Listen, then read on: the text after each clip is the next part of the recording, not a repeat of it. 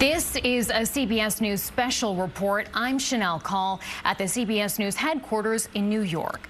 We're coming on the air this hour with some breaking news out of Baltimore. This is where the Francis Scott Key Bridge has collapsed after one of its columns was hit by a cargo ship. The Baltimore City Fire Department says it is unsure how many vehicles were on the bridge when this happened, but there was a tractor trailer on it. Take a look at this video. CBS's Jared Hill is here with more on this story. Jared, this video just so dramatic. Oh, I mean, this is unbelievable, Chanel. Looking at this video where you see the ship hit one of the columns and then the bridge just collapse into the water.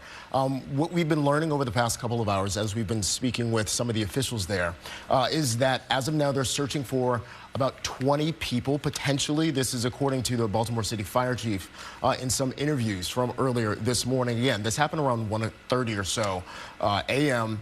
Darkness is making this search that much more difficult. They're saying you can see it just how black it is in that scene there.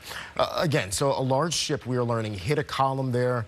The bridge collapsed. No word on the cause or exactly what happened in this situation. That's something that's being investigated.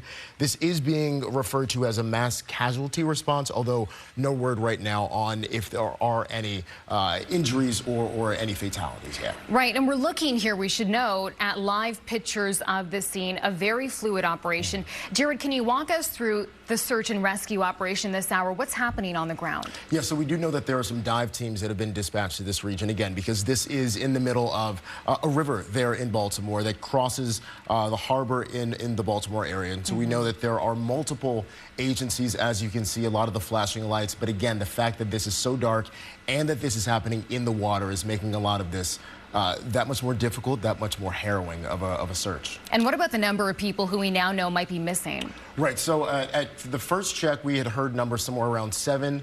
The latest numbers we're hearing potentially double that, around 20 or so people. We do know, again, that there was little traffic on the bridge. This is 1:30 in the morning on a Tuesday, and so not a ton of people were there, but there was at least this tractor trailer and potentially some other vehicles. We were hearing reports of multiple vehicles having fallen into the water at the time of this bridge collapse. And so, again, we're waiting for more information, likely waiting for daylight, as these crews are able to just get a better feel for exactly what they're dealing with. And we can see lights and sirens in these live images of the scene from Baltimore this hour. Jared, you mentioned it's a multi-agency response to the incident. What does that mean? Who's involved here? Yeah, so we do know that there is Baltimore City Fire Department is involved with this. There's also been some conversation with Coast Guards, seeing as how this is happening again in a waterway there. We also know that the Baltimore City mayor, as well as the county executive for the county of Baltimore, have been in contact. They're both on their way there. We also know that the governor of Maryland has been contacted regarding this as well. And then you got to remember that this is a bridge that is used by a lot of people to get not only around the Baltimore area, but there are some pretty major airports in the area, and so the Baltimore-Washington International Airport has been telling people to use alternate routes if they need to get to the airport this morning. And so this could cause some pretty significant headaches for folks in that area as well. Yeah, I want to ask more about the area where this happened, because my understanding is it serves as sort of an essential link of Interstate 695. So what's happening in the surrounding boroughs? Yeah, so this is, again, this is a key bridge that is utilized by people in this area around Baltimore. It's not the only bridge that's there, so it's not a situation where people are completely cut off, but this will definitely make a commute more difficult there. This is also a relatively, as you can see here, this is not over top of a highway. It's not in the middle of the city, but this is a bridge that is utilized by a lot of folks in the Baltimore area on a consistent basis. Okay, Jared Hill, thank you for this information. We appreciate this. Let's go live now to our Nicole Skanga, who's live on the ground. Nicole, I know you just got there moments ago, but walk us through what you're seeing and hearing there. Yeah, Chanel, a mass casualty event, a multi-agency rescue and recovery now underway. Just a harrowing scene.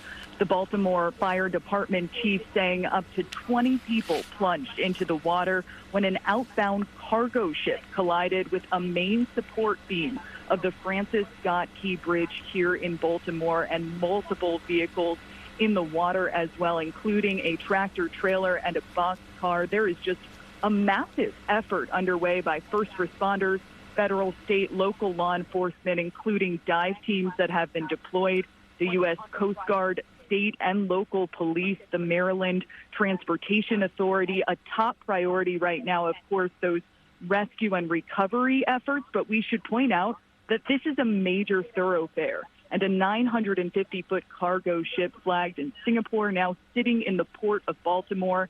This partial collapse stalling a 1.5-mile bridge responsible for transporting approximately 11.5 million vehicles every day along that I-95 corridor connecting Florida up to Maine. And Nicole, you know, it's really hard to see in our live shot right now because it is still dark this hour. Can you tell us what you're seeing on the ground? Yeah, we are currently in the media staging area, and everything is cloaked with darkness, but we do see first responders. We see multiple vehicles of state and local police, but again, very difficult to make out the scene, just sirens, piercing through the darkness here at the port of Baltimore. And the darkness must also make this a challenge for those rescue workers who are on scene. Can you talk a bit about the response?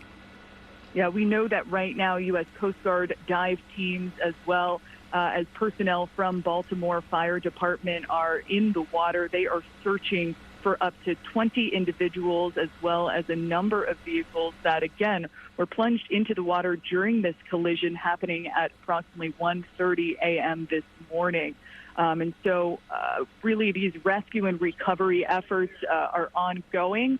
That count has changed as the morning has sort of ticked on. Initially, we were hearing from law enforcement as many as 7 people. That number has since gone up. So law enforcement and the fire department here trying to get a handle of just how many individuals impacted. Obviously, a massive tragedy, perhaps a silver lining that this did not occur during rush hour, of course, happening at 1:30 a.m. when there was limited traffic here on the Francis Scott Key Bridge.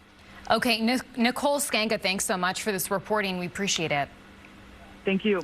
And again, a major portion of the Francis Scott Key Bridge in Baltimore has collapsed overnight after being hit by a cargo ship.